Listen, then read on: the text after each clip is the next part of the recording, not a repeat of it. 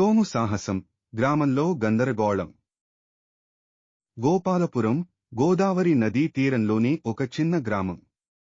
పచ్చని పొలాలు, కొబ్బరి చెట్లు మరియు ఒక పురాతన శివాలయం ఈ గ్రామానికి శోభను తెచ్చేవి. ఈ గ్రామంలో సోము అనే యువకుడు నివసించేవాడు. సోము గ్రామంలో పేరెన్నిక గన్నవాడు, కాని ఎందుకో తెలుసా? అతని అతిగా గొప్పల కోసం. నేను గ్రామంలోనే నంబర్ 1 తెలివైనవాడిని. నాకు తెలియని సమస్య లేదు, నేను పరిష్కరించని పని లేదు అని రోజూ వీరాంగణం చాయ్ దుకాణంలో గొప్పలు చెప్పేవాడు.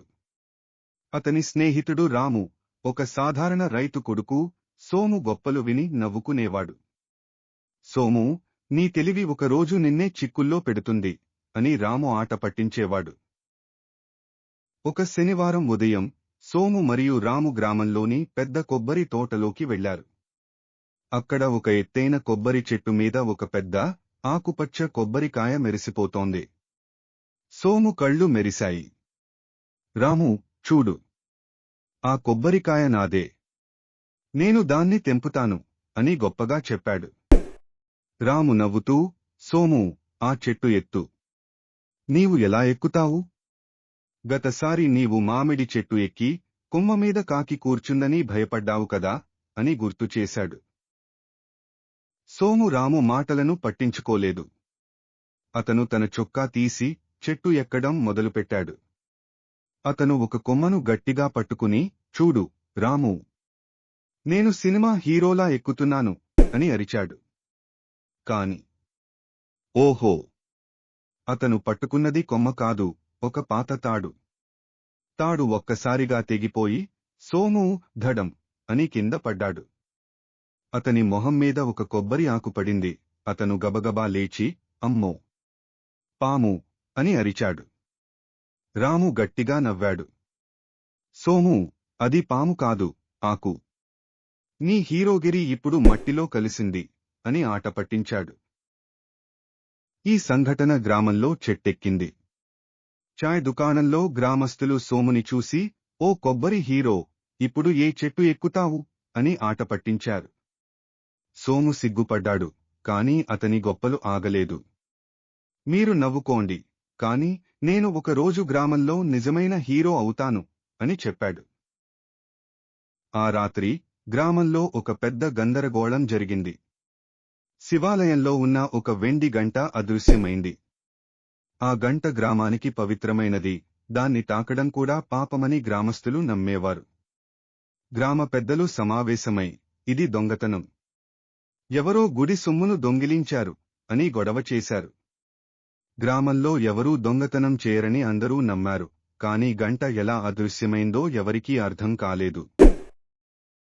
సోము ఈ సమావేశంలో ఉన్నాడు. అతను ఒక్కసారిగా లేచి, గ్రామస్తులారా, ఈ దొంగను నేను పట్టుకుంటాను. నా తెలివి మీకు తెలుసు కదా, నేను ఈ సమస్యను ఒక గంటలో పరిష్కరిస్తాను అని గొప్పగా చెప్పాడు. గ్రామ పెద్ద నారాయణ నవ్వుతూ, సోము, నీ తెలివి మాకు తెలుసు, కాని ఈ పని జాగ్రత్తగా చేయి. గుడి విషయంలో ఆటలు వద్దు అని హెచ్చరించాడు. సోము గుండెలు బాదుకుంటూ, చింతించకండి, నేను ఈ దొంగను చిటికెలో పట్టుకుంటాను అని చెప్పాడు. సోము రాత్రిపూట గుడి దగ్గర కాపు కాయడం మొదలుపెట్టాడు. అతను తన తాతయ్య ఇచ్చిన డిటెక్టివ్ గూగుల్స్, నిజానికి పాత కళ్లద్దాలు, ఒక పెద్ద టార్చ్ లైట్ మరియు ఒక పాత సైకిల్ టైర్ తీసుకున్నాడు. ఈ రాత్రి దొంగ నా చేతిలో చిక్కుతాడు అని సోము గట్టిగా అనుకున్నాడు.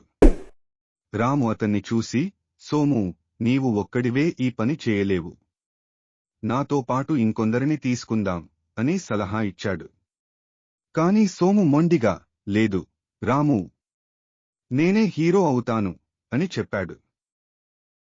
రాత్రి 12 గంటలకు సోము గుడి దగ్గర ఒక చిన్న మట్టి గుండీలో కూర్చున్నాడు. అతను టార్చ్ లైట్ వేసి, దొంగ, బయటకు రా అని అరుస్తూ ఉన్నాడు. కాని ఓహో! అతను కొంచెం సేపటికి నిద్రపోయాడు. అతని గురకలు గుడి చుట్టూ ఎగిరాయి. అప్పుడే ఒక నీడ గుడి వైపు వచ్చింది. సోము ఒక్కసారిగా మేల్కొని, ఎవరది అని అరిచాడు. కాని అతను టార్చ్ లైట్ వేసేసరికి నీడ అదృశ్యమైంది. సోము భయపడి, అమ్మో, ఇది దెయ్యమా, దొంగ అని అనుకున్నాడు. అతను గబగబా గుడి చుట్టూ తిరిగాడు, కాని ఏమీ కనిపించలేదు. మరుసటి రోజు సోము చాయ్ దుకాణంలో గ్రామస్తులతో, నేను దొంగను దాదాపు పట్టుకున్నాను. అతను నీడలా తప్పించుకున్నాడు అని గొప్పలు చెప్పాడు. గ్రామస్తులు నవ్వుకున్నారు. ఒక వృద్ధుడు, మామిడి రామారావు, సోము, నీవు గురకలు విని దొంగ భయపడి పారిపోయాడేమో అని ఆటపట్టించాడు. సోము సిగ్గుపడ్డాడు, కాని అతని గొప్పలు ఆగలేదు. మీరు చూస్తూ ఉండండి, నేను ఈ రాత్రి దొంగను పట్టుకుంటాను అని చెప్పాడు. ఆ రాత్రి సోము మళ్లీ గుడికి వెళ్లాడు. ఈసారి అతను ఒక పెద్ద వలను తీసుకెళ్లాడు. ఇప్పుడు దొంగ చిక్కాడు అని అనుకున్నాడు. అతను గుడి దగ్గర దాక్కుని నీడ కోసం ఎదురుచూశాడు. అర్ధరాత్రి ఒక చిన్న శబ్దం వినిపించింది. సోము ఉత్సాహంతో, చిక్కాడు అని అరిచి వలను విసిరాడు. కాని ఓహో! వల గుడి గంటలో చిక్కుకుంది. గంట గట్టిగా మోగింది. గణగణ. గ్రామస్తులంతా లేచి, ఏమైంది అని గుడికి పరుగెత్తారు. సోము వలలో చిక్కుకుని, అమ్మో, నేను కాదు అని అరుస్తున్నాడు. గ్రామస్తులు అతన్ని చూసి నవ్వుకున్నారు. సోము, నీవే దొంగవా అని ఆట పట్టించారు. సోము సిగ్గుపడ్డాడు. అతను రాముతో, సరే, నీవు చెప్పినట్టు అందరం కలిసి పనిచేద్దాం అని ఒప్పుకున్నాడు.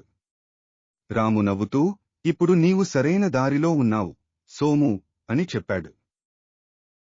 సోము, రాము మరియు గ్రామంలోని కొందరు యువకులు, సుబ్బు, లక్ష్మి మరియు రవి ఒక బృందంగా ఏర్పడ్డారు. వారు గుడి చుట్టూ కాపు కాయడం మొదలుపెట్టారు. సోము ఇప్పుడు తన గొప్పలు తగ్గించి అందరి సలహాలు వినడం నేర్చుకున్నాడు. లక్ష్మి ఒక ఆలోచన చెప్పింది, మనం గుడిలో ఒక ఎరవేద్దాం. దొంగ మళ్లీ వస్తాడు. రాము దానికి ఒప్పుకుని, మనం ఒక నకిలీ వెండి గిన్నెను గుడిలో ఉంచుదాం. దొంగ దాన్ని చూసి ఆకర్షితుడవుతాడు అని చెప్పాడు. వారు గుడిలో ఒక మెరిసే నకిలీ వెండి గిన్నెను ఉంచారు. రాత్రి సోము